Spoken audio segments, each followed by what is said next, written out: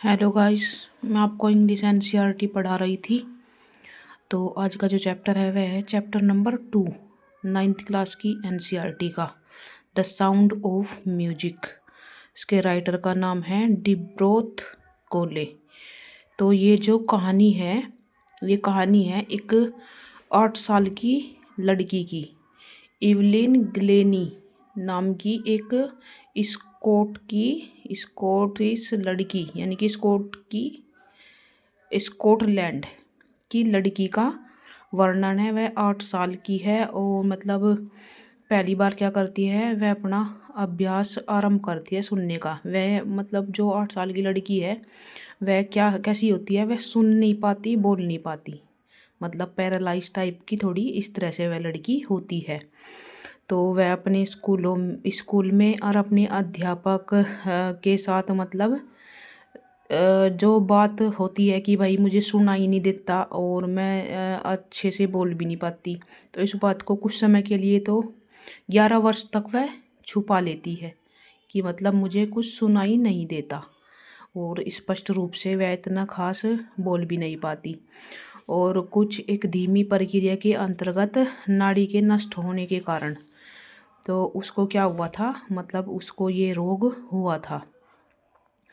और उसने मतलब फिर भी क्या हिम्मत नहीं हारी और जीवन के मतलब दृढ़ निश्चय किया था उनने। और संगीत को मतलब अपना संगीत का उसने रियाज करना मतलब आरंभ किया। और जिससे क्या हुआ, एक मतलब अच्छी तरह से उसे बोलना तो आगा, लेकिन सुनने की जो उसकी कैपेसिटी थी वह बिल्कुल समाप्त हो गई थी। तो उसने एक तबला वादक थे जिसका नाम था रॉन फोबर्ज ने संगीत सीखने में उसकी मदद की और मतलब उसे बहुत ज़्यादा प्रोत्साहित भी करते थे। और वे मतलब कानों के माध्यम से संगीत को ना सुन के एक मतलब स्किन के माध्यम से, त्वचा के माध्यम से वह उसको फील करती थी और फील कर कर करके उसे मतलब इतनी अच्छी तरह से उसको बोलती थी कि दूसरे आदमी को ये ना महसूस होए कि ये मतलब बैरी है, इसको सुनाई नहीं देता। तो उसने मतलब अपने कभी मतलब पीछे मुड़कर नहीं देखा। तो उसने क्या किया, एक युवा ऑर्केस्ट्रा के साथ यूनाइटेड किंगडम में, इंग्लैंड में, यूनाइटेड किंगडम कहाँ है, इंग्लैंड में घूमी फिरी वह।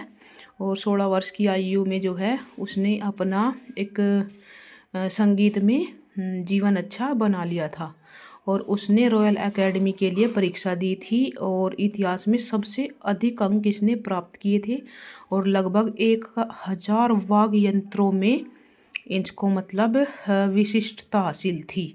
मतलब बहुत ज़्यादा 1000 वाद्य यंत्र मतलब संगीत के यंत्रों में यह एक श्रेष्ठता हासिल कर चुकी थी। और इसकी एक क्या बात थी कि सुनना और समझ सकती थी छोटी छोटी बात को, मतलब सुनना क्या, त्वचा के माध्यम से उसको फील करती थी वह, पर लेकिन जो बात सामने वाला करता था वह उसको समझ लेती थी।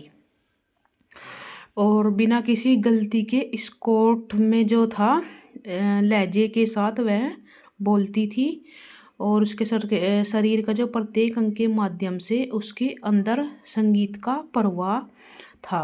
वह मतलब त्वचा के हर अंग से महसूस करती थी संगीत को, अपनी त्वचा से, अपनी गाल की हड्डियों से, अपने बालों से भी यहाँ तक की।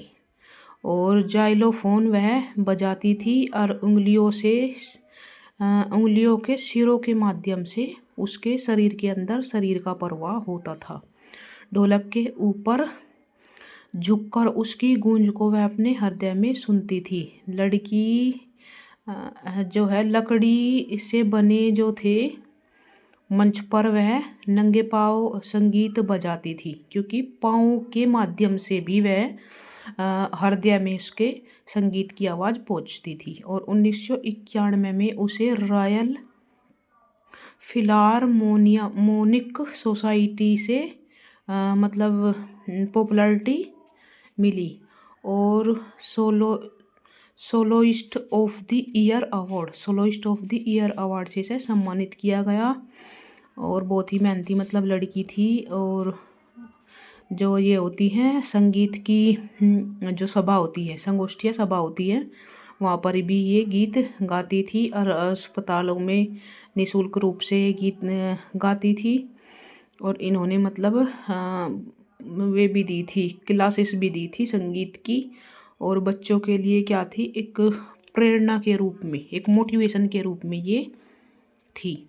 सो गाइस, अगर आपको मेरा वीडियो बनाने का तरीका अच्छा लगता है तो आप कमेंट करके ज़रूर बताया करो। मैं आपके लिए इन शॉर्ट में थ्योरी बताती हूँ, पूरा ना बताने की उसमें।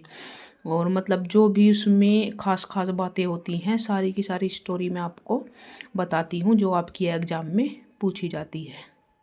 थैंक यू गाइस, आप कमेंट ज़रूर किया करो और वीडियो को लाइक कर दिया करो। Thank you guys.